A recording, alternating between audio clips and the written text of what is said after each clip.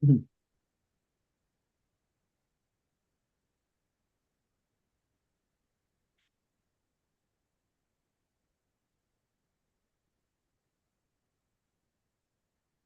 morning, everyone. On behalf of the Armenian Studies program, I'm Professor Barlo Dermagradician. I'd like to welcome you to today's presentation by Hachig Kazarian on Western Armenian music, an artist's perspective. This presentation is part of the Armenian Studies program lecture series, and that lecture series has a variety of events, programs that are coming up still, and if you're interested, I put that into the chat where you can go to our website. It was just about 2 years ago, I got an email from Hachig Kazarian asking me if the Armenian Studies program Armenian series would be interested in discussing the publication of his manuscript, a manuscript that he'd been working on for many years. It's just been about 2 years, just exactly in this month.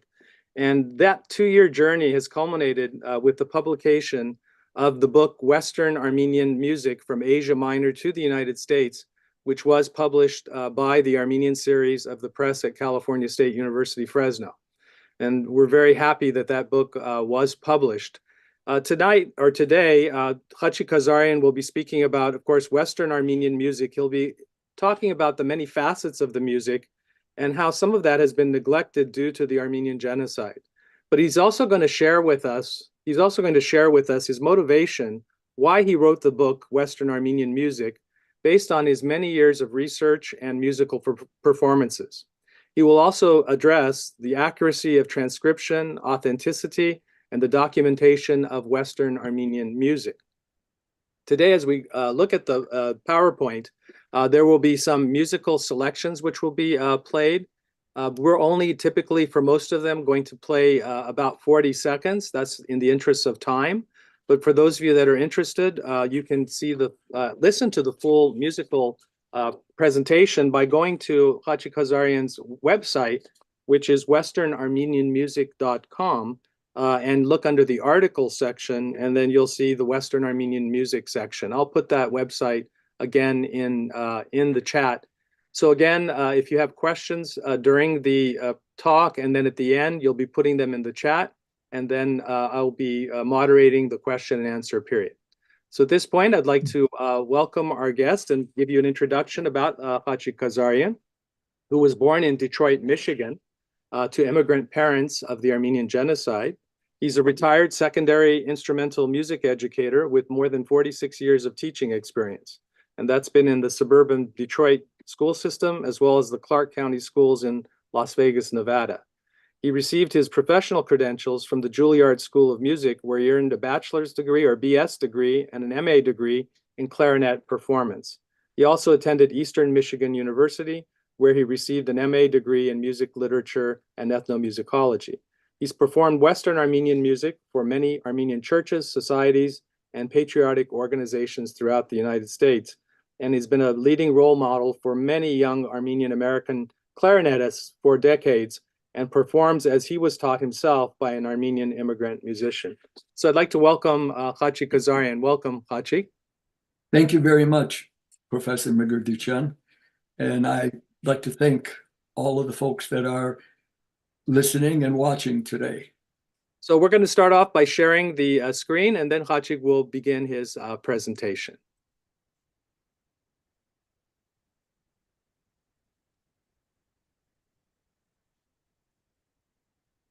The main portion of my lecture is the importance of the accuracy of musical transcription, and in order to preserve this music.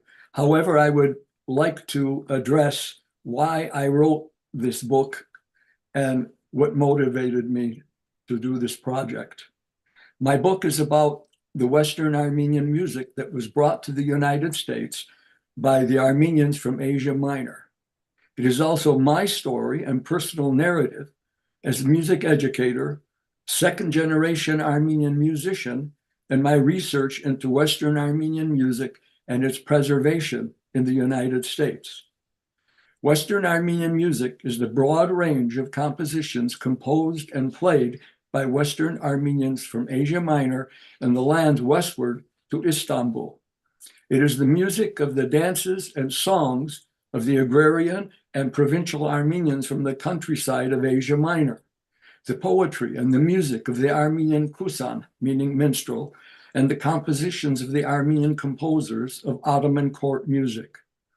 Western Armenian music in the United States is an integral part of Armenian culture, as it includes both the folk and sacred music that was brought to America by the first Armenian immigrants. Most of these Armenians left their homeland in historic Armenia before or after the Hamidian massacres of 1884, and finally, due to the Armenian genocide of 1915.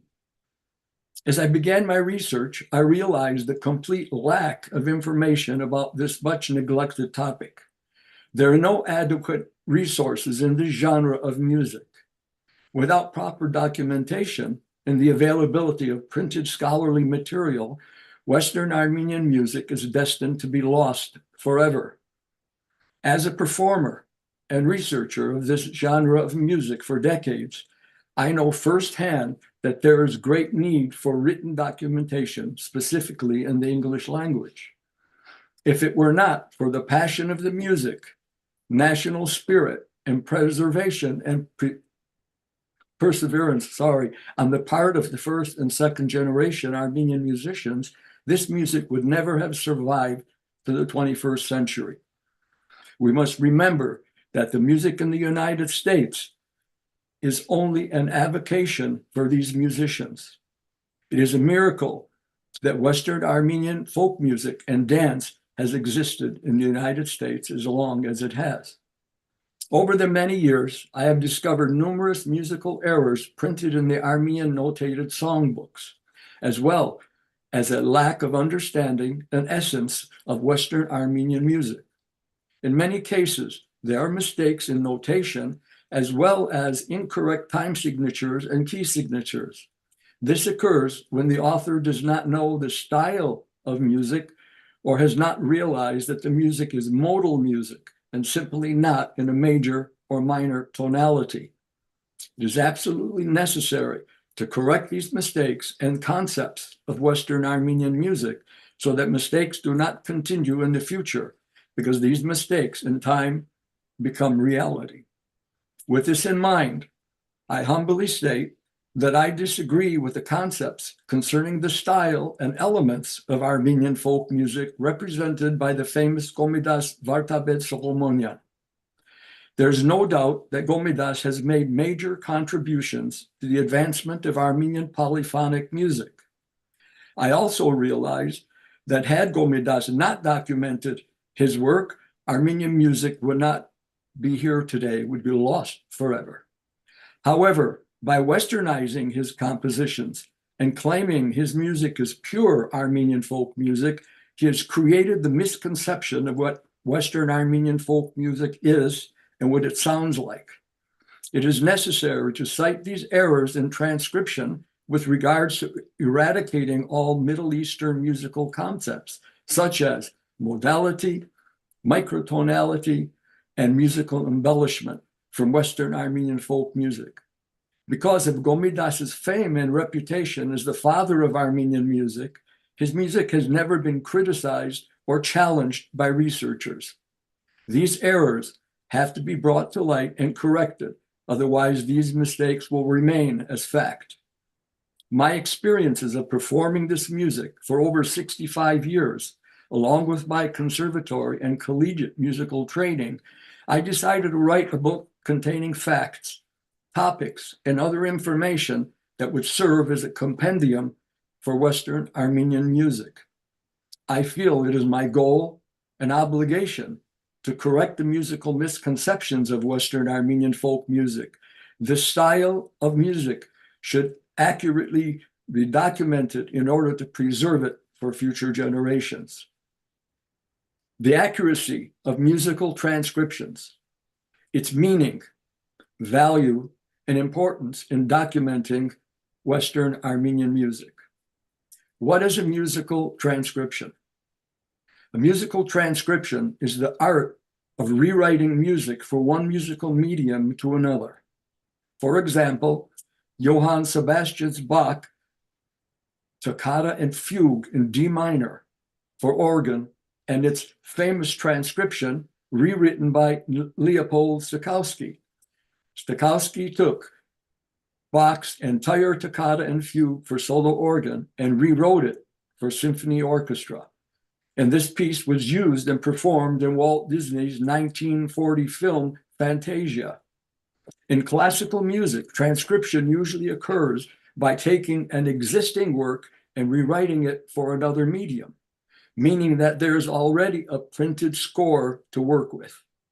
Musical transcription, as it relates to my project, is the documented songs from the villages of historic Armenia by Gomidas Vartabed and his students. Without proper knowledge of a specific genre of music, it is quite easy to make a transcription that is deceiving and misguided. An incorrect transcription merely perpetuates and solidifies the misconception. It should be noted that all transcriptions are not equal. That's why I say it's not what you listen to that matters, it's what you hear that matters. The transcription or the transcriber must be aware of the style of music being transcribed in order to be able to recognize the various stylistic elements of the particular genre of music, such as its mode or rhythm. The importance of correct transcription to the study of Western Armenian music should not be underestimated, because all that remains of this wonderful music are the notated collections of songbooks with many typographical errors and misinterpreted transcriptions. The most reliable sources of documentation or transcription should be made from live performances of the 78 RPM records or even LPs. These old phonograph records are time capsules of this music, capturing the heart and soul of the performer's performance at the very moment the recording was made. The first research of this kind was conducted by the notable Gomidas Vartabed and specifically his students Spiriton Melikyan and Miran Tuhmadjan. With regards to Gomidas's compositions, I would prefer that Maestro Gomidas himself had not referenced his compositions as Armenian art music and make it or classical music. Sorry, I was not clear on that. Regrettably, many proud Armenians consider Gomidas's compositions as the only true folk Armenian music. True folk music is monodic. It contains embellishments, and most of all is very free sounding. That is, no constraints, usually performed for celebration, work, activity, or dancing, and never formal. When you hear performances of Gomidas's solo voice and piano works, they are very formal sounding. They lack embellishments, and the vocalist is always singing in an operatic voice. Gomidas's new harmonic music accentuated and created a social and cultural gap between Armenian urban and village music. These musicians, Gomidas, Melikyan, and Tuhmadjan, had to rely on their melodic dictation experience and prior knowledge of a style of music in order to create accurate transcriptions. This increased the margin of error in transcriptions tremendously. The purpose of a transcription is to notate a piece of music, to accurately preserve it in a way that it was meant to be performed. A good transcription allows for a melody to be played accurately. Unfortunately, many of the transcriptions of Armenian folk music passed down to us are inaccurate. Transcribing errors or just plain unknown rhythms. The statement I made about inaccurate transcription refers specifically to the inaccurate documentation of the 10/8 rhythm used by Western Armenians. This rhythm, known as Georgina or Jurjuna, has been documented inaccurately for over 100 years, starting with Gomidas Vartabed. Gomidas, as the most notable composer, and first collector of Armenian folklore, laid the foundation for all composers to follow. Gomidas, along with his students, Spiriton Melikian and Miran Tumajan, collected and notated folk songs, and they are available in books currently available through Hayastan. However, they have never identified the 10/8 bar rhythm, bar for dance. And to this very day, composers and musicologists misinterpret this rhythm and transcribe these melodies into a 6/8 meter without realizing their mistake. These songs have been printed incorrectly in numerous collections of Armenian folk songs for years.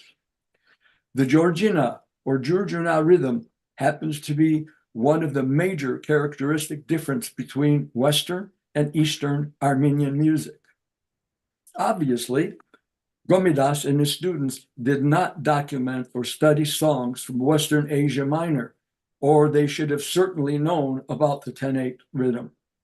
Perhaps they were not aware of this rhythm because they were trained in the West, and their training seemed to get in the way of their understanding this rhythm.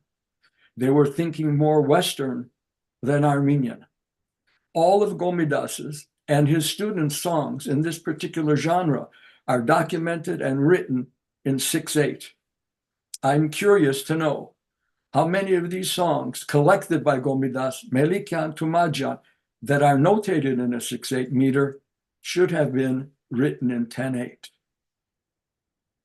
I'd like to present as my first musical example a song notated in 6/8 in one of the books of Gomidas Vartabet.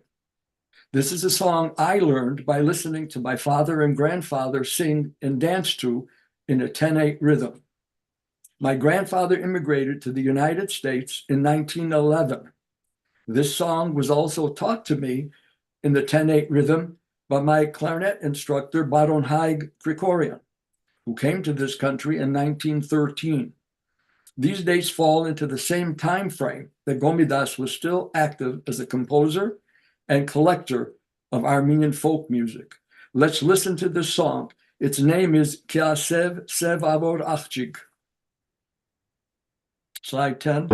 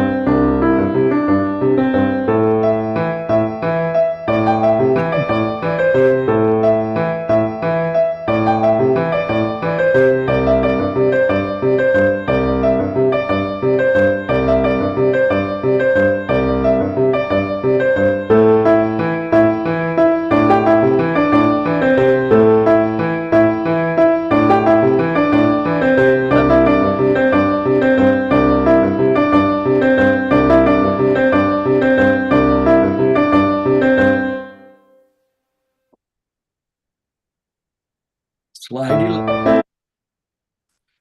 The notation that you see before you is of the same song, Kya Sev Sev Avor Hachig, in a 10/8 meter. This song is also known as Suleimani, as my grandfather sometimes called it. The lyrics are in Armenian. This is a melody-specific dance. This is one of the characteristics of Armenian music that I don't hear in other ethnicities. Melody specific is that the dance step is geared, to the melody. There are many dances that the dance step is geared to the rhythm. For example, a tango. There is one dance to the tango and one rhythm, and there are numerous melodies. The cha-cha, the same thing. With ethnic music, Greek music, Sirto or Kalamatiano, there are 100 melodies, but they dance the same step to the Sirto. The melody specific means the melody dictates the step that they dance to. Let's listen to this version in 10/8 of the same song.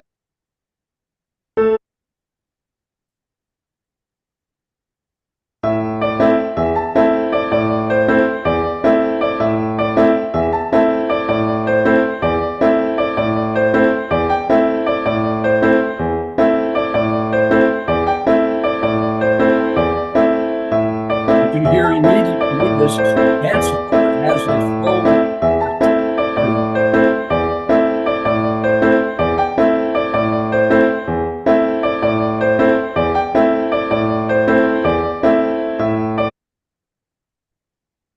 My next example is the song Karvan Egav, also known by Makruhi Can.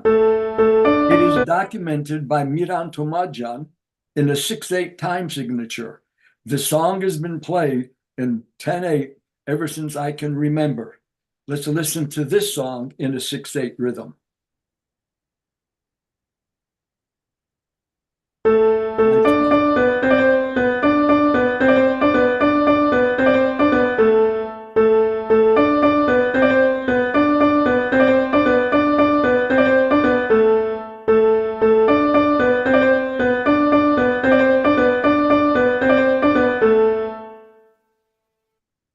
Now, let's take a look and listen to the same song in a 10/8 rhythm. This is how this song has been performed in Detroit since the beginning of the 20th century. Slide 13.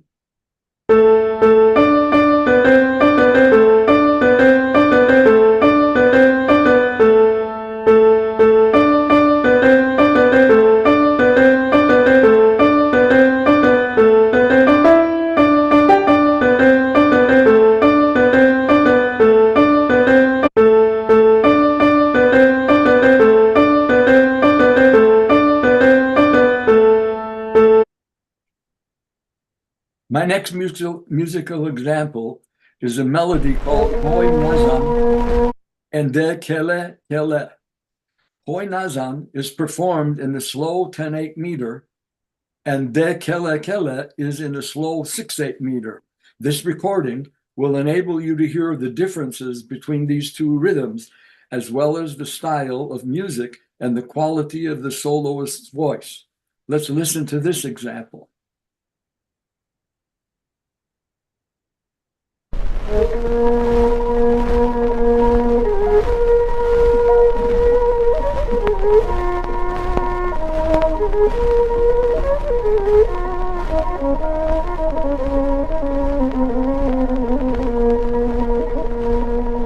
Oy nazanem nazanem ya nazanem nazanem yaşan tufano vegar kalbi solero vegar gana sarero vegar yaşan tufano vegar gana solero vegar korkor solero vegar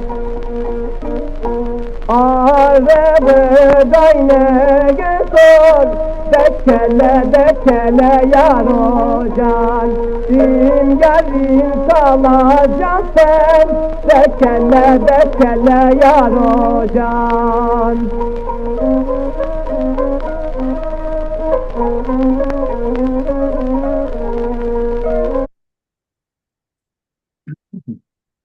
This was a very good example. The introduction serving as a prelude, there was improvisation, and the accompaniment to it was a drone, or what in Armenian they refer to it as a dem, and then the melody starts.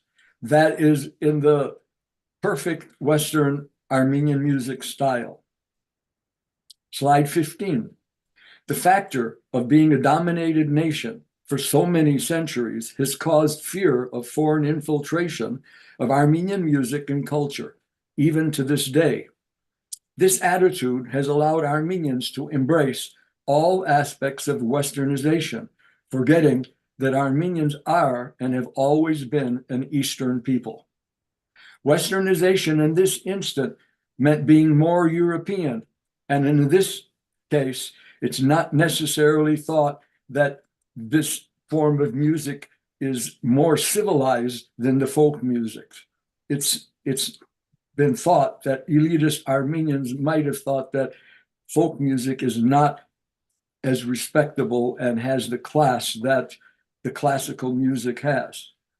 This change in music with Gomidas actually created a social gap between Armenians living in the large cities and those that lived in the villages. The concept of Westernization of Armenian music did not stop with the genocide. It seemed to continue in all countries that the refugees eventually called home, except in the United States, where they have embraced this music for the last century. In the compositions and articles written by about Armenian music by Gomidas Vartabed has chosen to eliminate the use of microtonality and melisma. And Gomidas considers these elements as foreign to Armenian music. Armenians share many cultural traits with their neighbors, in particular, their food, music, and musical instruments. It is impossible to find any music that is so pure that it is not borrowed from or sound like any other form of music. As I mention in my book, Gomidas occasionally creates a gap with his statements. He contradicts himself and expects us to understand. This is what he states in the preface of his Badarak. Badarak is his mass, and I quote, "Our music too, with its national spirit and style, is as much Eastern as the Persian and Arabian, but neither is the Persian and Arabian ours, nor ours a part of theirs." End of quote. Furthermore, in the preface of Magad Yekmalyan Badarak, this is what he states, and I quote, "I have kept my harmonization as simple as possible because the idiom of Persian and Arabic music demands it, our music being a part thereof." End of quote. Every aspect of a nation's being, such as culture, mores, and morals, are reflected in a nation's arts. And what do I mean by that? When I think of the musical word, melisma, I think of the intricacies of the Armenian language and Armenian culture. I think of the famed Armenian miniatures and book art and the elaborately decorated painted manuscripts, or the detailed artwork on the exterior walls of churches, such as the Holy Cross Cathedral, Surpchach, on Akhtamar Island. I also think of the detail of Hachig carvings or Armenian church architecture. Then consider the Armenian alphabet with its abundant 38 letters, which allows you to create just about any vocal sound by using only one letter. And what about the Armenian language? While you are only able to identify a male relative with the word uncle in the English language, in Armenian, you're able to clearly state if the uncle is father's brother or mother's brother. The same is true with aunt, sister-in-law, and brother-in-law. I could go on and on. How can we even think that Armenian folk music does not require ornamentation, and that it is so plain and unornamented as many of Gomidas's compositions? Gomidas, as a researcher of Armenian folk music, claimed many dialects in language and variations of Armenian folk music from one village to another. Yet why would he not state that the Armenian nation, even as a dominated people, has many styles of music, just like their spoken dialects? Preservation and authenticity of Derati music, Derati meaning American Armenian, through 78 RPM records. The preservation of Western Armenian music through 78 RPM records is extremely important. It is the only documentation or example of this style of music that was performed by the first generation Armenian musicians. The music on these early recordings have become the only living example of Western Armenian folk music that exists as it was performed in their homeland.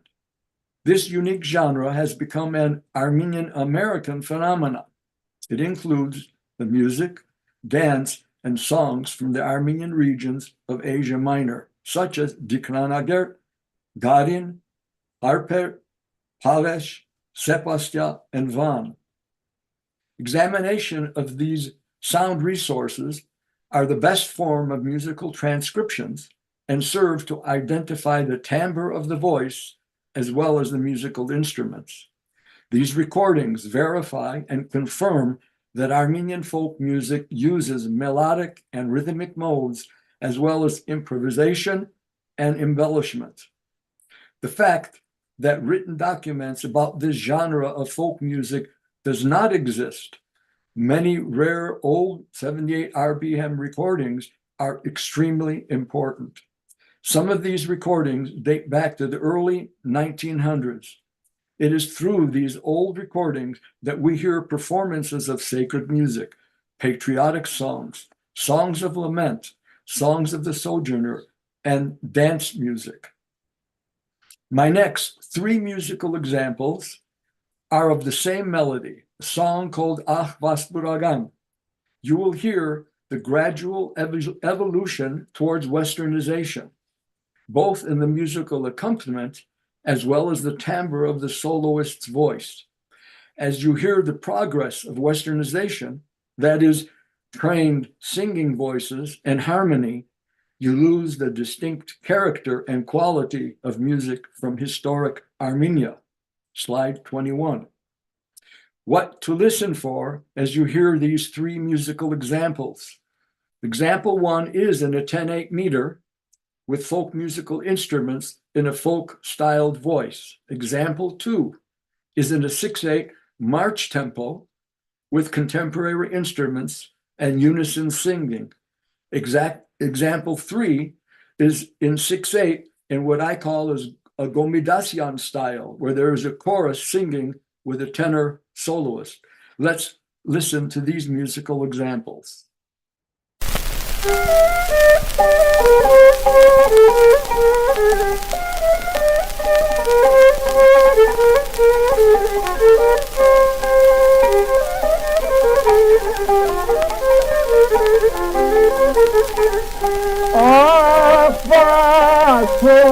Vasburagan behorayatsan Anki feros merser meşubetan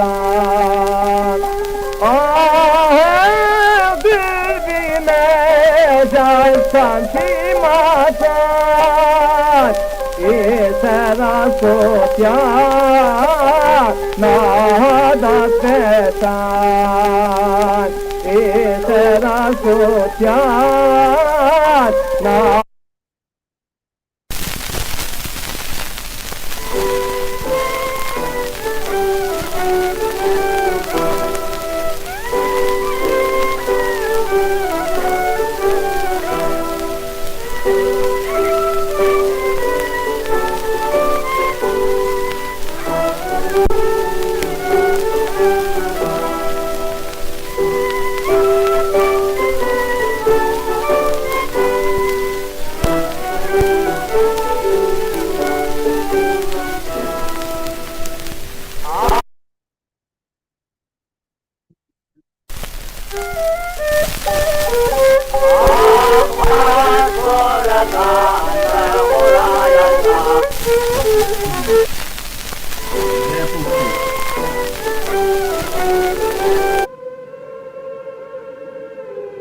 Example 2. Okay, now let's do.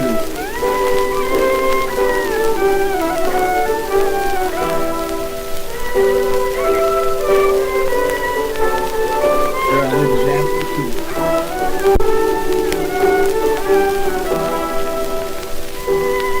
2.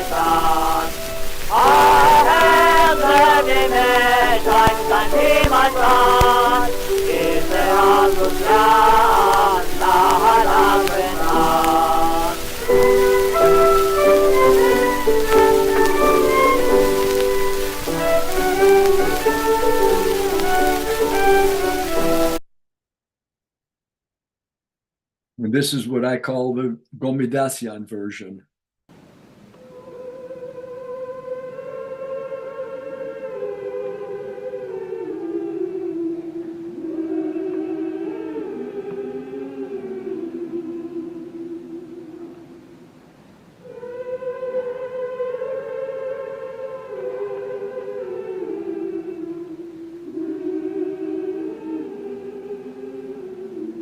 Keep it going.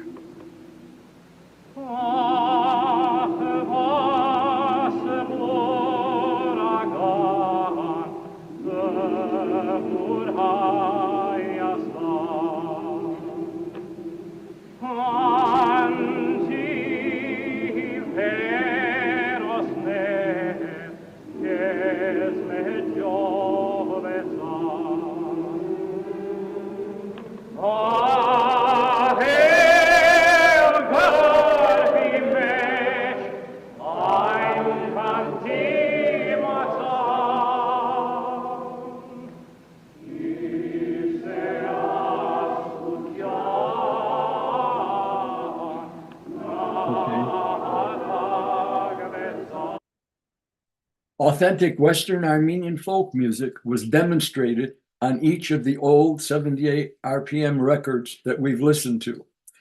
The style of the accompanying music and the timbre of the voice always seems the same, regardless of whether it's a patriotic song or a folk song. These old recordings, even with poor sound quality, are representative of Armenian music, Western Armenian music, as it was sung and played in historic Armenia at the turn of the century. My last set of folk music examples are of a very popular Armenian dance song called Oy Canım Canım, or also known as Hüseyinigin Sazera. First, I would like you to hear a version which has been documented in many old songbooks in a 6/8 meter. Second, followed by an interpretation of the same melody played and sung by first-generation musicians in the 10/8 rhythm, as it should be.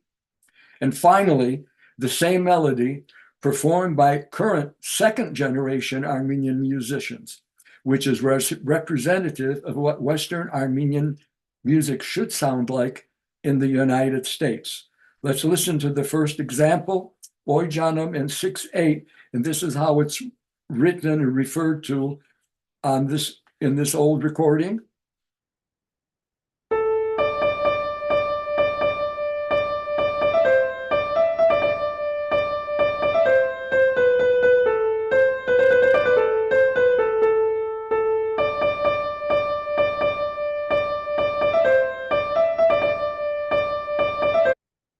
And you probably heard some irregularities in the rhythm too.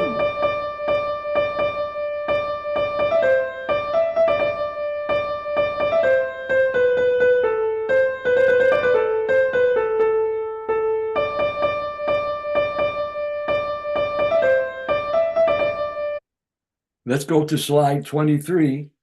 This is how this piece of music would have been played and heard at the beginning of the 1900s.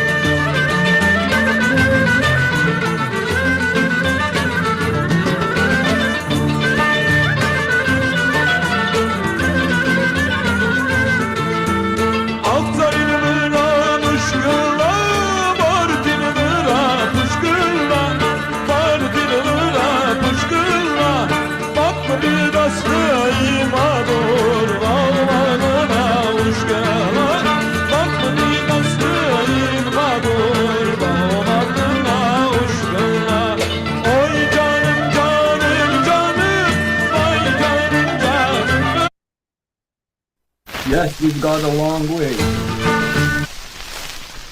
Slide 24. Documentation of information via old 78 RPM recordings. The Med Hayrenik story.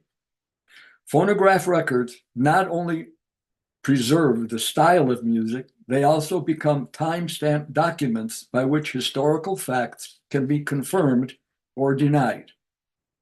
The lyrics to the song Med Hayrenik, Our Fatherland, the Armenian national anthem, were written by Mikhail Nalbantyan. He is an Eastern Armenian writer, poet, translator, and political activist. Slide 25. Nalbantyan set his lyrics to an anonymous Italian folk song melody called Italian Girls Song. The lyrics were inspired by the Italian Unification movement, which was a 19th century political and social movement to consolidate the different states of the Italian peninsula into a single state of the Kingdom of Italy. This is a slide of the Italian girls' song, Italaci Alchiga. You are looking at the first and the last page of the 18 verses of this song, slide 26. Nalbantyan's poem was adopted by the first government of the Republic of Armenia, along with Nalbantyan's chosen melody. Now to the major discrepancy about the composer of Med Hayrenik. It has been stated that the music was written by composer Parsel Ganachyan, who was a student of Gomidas Vartabed and a very active composer in Beirut, Lebanon. I have found both in my record and my sheet music libraries information that proves otherwise. This image shows an audio and record company record label, and on it shows the song is Med Hayrenik, and it's recorded somewhere between 1903 and 1905. The vocalist is Hovanes Efendi. The song is sung in the style of folk music and accompanied by folk musical instruments. Let's listen to this. Audio record, Eyüp Kabir tarafından.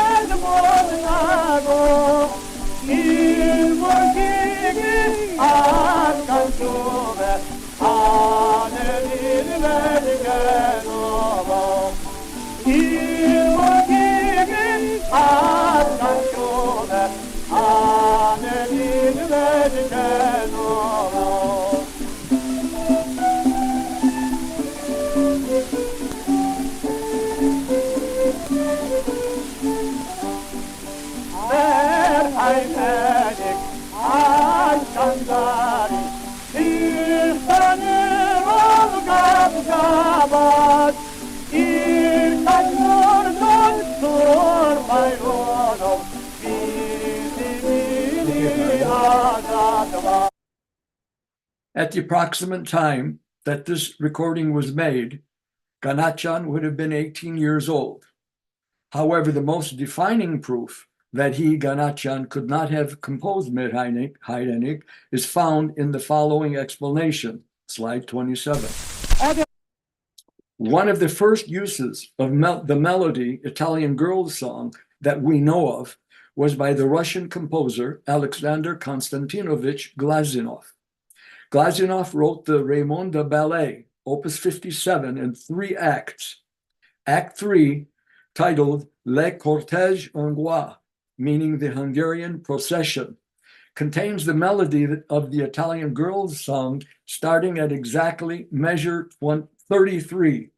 The Raymonda Ballet was specially created for a benefit performance of the retiring ballerina. She was prima ballerina Pierina Legnani, for whom the title role was created. Glazunov very cleverly inserted the Italian folk melody in Act 3, simply because the prima ballerina was Italian. The Raimonda Ballet premiered in January 1898, performed by the Imperial Ballet at the Imperial Marinskaya Theater in St. Petersburg, Russia. This slide is a reduction that I have made from the score of La Cortège Hongrois. The third movement starts in the key of C major, and in the middle section modulates to F major, where the melody of the Italian girl song is played. The use of this melody in Glazunov's ballet from 1898 confirms that Ganachen could not have composed this melody. Let's listen to this melody, but you have to be patient because you're going to have to wait 32 measures before the melody appears.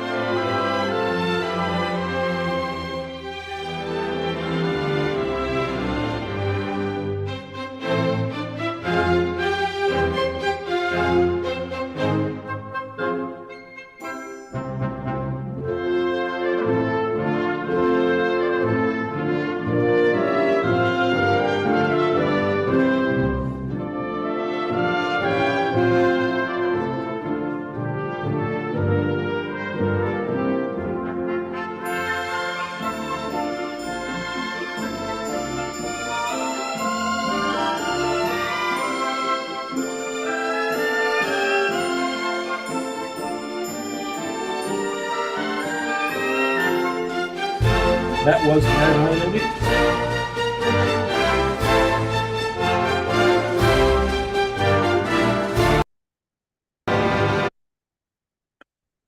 For those of you out there that are familiar with the modes, that was in Hagen Tarzvatsk.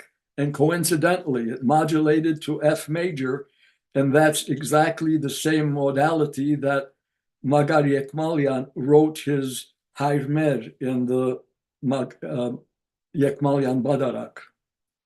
In closing, ladies and gentlemen, I would like to say that Western Armenian folk music has been a leading factor in preserving Armenian culture in the United States. With the declining ability of speaking Armenian, Armenian folk music and dance have been a major factor in keeping the third and fourth generation Armenians close to their heritage. Since UNESCO has declared Western Armenian an endangered language, I must regretfully say that Western Armenian music, and especially Armenian folk dancing, are also endangered. At this time, they only dance 4 or 5 Armenian specialty dances, and the rest are just line dances. It is just about lost, and that's unfortunate. It's only through printed materials like my book or others that we can try to prevent the complete loss of Western Armenian music for future generations. At this time, I would like to thank Professor Dermir Gudicyan for inviting me to speak today, and all of you that are attending this presentation. Thank you very much. Thank you very much, Hachig. I really appreciate it. We really appreciated the presentation. This is the time now that we're going to offer our audience a chance to write some questions.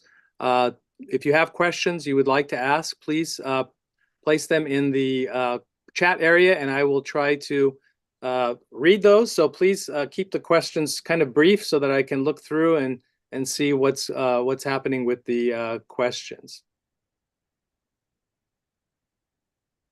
I'm just reading through them right now.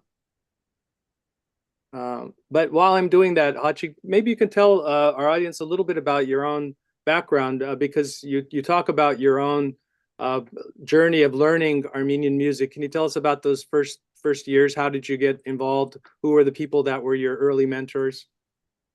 Well, there's really an interesting story, and I don't know if the audience is interested, but I happened to go to New York to go to school, and I stayed with an Armenian family for almost 6 months, and it was like they adopted me.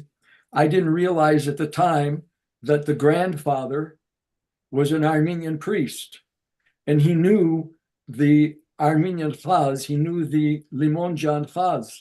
I didn't realize until years after, and I had graduated, that I was living in a house of a man who knew how to write this chaz and could have explained it to me, and it never happened. Also, my first clarinet instructor, he was probably 65, 70 years old. He was very frail and could not play, but he was ahead of his time. He taught me about the music. He told me how to perform. Don't drink cold water when you play, etc., etc. He also, while I was in middle school, directed me to go to the Cass Technical High School in Detroit, where he said, there's an Armenian band director there. I hear he's really good, etc. And yes, it was Dr. Harry Bejan who became one of my mentors and probably the most important person in my life that helped me with my decisions and my feelings about music and my respect for music. I've learned constantly. I've learned through listening. We don't learn, if you're not listening, you're not learning. We learn from other people, and you have to understand that. I learned from students, and the moment that I felt that, wow, I don't know anything, that was a point in my life where I think I started learning. We don't realize that whatever the topic may be that you think you know about, there's probably somebody out there that knows as much, if not more, and you have to be open to all of that. And with this topic, many of the old timers knew what I knew, what I know, but they couldn't explain it in musical terms. And what I am saying is, all these years we thought that the modality of Middle Eastern music, not just Armenian, the modes are a deep secret. It's not. It all can be explained through terms and terminology of Western music. And you never stop learning. We have a couple of questions now. So the first question is, surely Gomidas was aware of microtonal modes and the 10/8 time signature. Why did he forsake them? I don't think he was aware of it. I really don't think he did. He knew about microtones, and his attitude was, you shouldn't use it. We don't use those intervals. But I say, even people that are born in this country, and if they know this music, or the old timers who were not a la turca, they were a la franga, would always sing, for example, a major tonality, the rast. They'd always sing the third pitch just a little bit flatter to give it that particular sound. I think Gomidas's attitude was he wanted to erase all signs of foreign influence in our music. I think he was more concerned, this is my opinion, that he was more concerned in publicizing his music. And he spoke about folk music, and he would say he loved to go to the village and listen to these people play and dance, and they had many, many dances. How wonderful and interesting. He never ever once mentioned that the source that they use for music, for instruments, is the davul and the zurna. That's the crudest sound that you're going to hear, is the zurna. And he never spoke to that. And he said, I love their music. Yet he tried to eradicate those qualities that made our music sound Middle Eastern. And that is basically my argument. And you can sound Middle Eastern without sounding Arabic or Turkish or Persian. Thank you, Hachig. There's another question dealing with how to incorporate your new book into teaching curriculums at schools. And the question is, have you prepared maybe a draft proposed lesson plan for schools that might go along with your book? And are you have such a plan to help teachers maybe teach Armenian music? Well, I've thought about that. And yes, that would probably be the next step. And of course, it would need a little bit more input than just myself. It'd be a matter of getting it produced and passed out to people that want it. But yes, I think it is important. And I have had that in the back of my mind. Great, thank you. And it's a wonderful idea.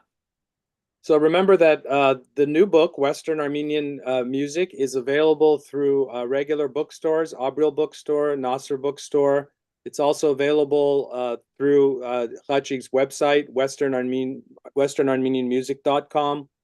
And if you have any questions about that, you can always contact the Armenian Studies program. Hachig, I want to really thank you for this wonderful presentation. It really adds to those that were talking with the book, talking about our book, and now the book has some more explanations behind it. So it's really been great. And so I want to thank you and thank our audience. And if you want to watch this again, it'll be archived on our YouTube channel. So thank you again, Hachig. Thank you very much. And I appreciate all the audience all appearing today and signing on. And I am thrilled to see so many in attendance. Thank you. Thank you, and good afternoon, and we'll see you at